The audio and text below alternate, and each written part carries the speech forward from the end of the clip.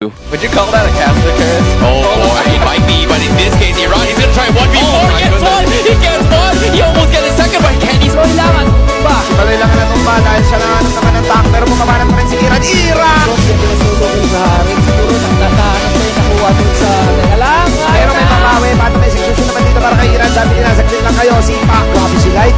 Tumigtok play pa. Pero masyado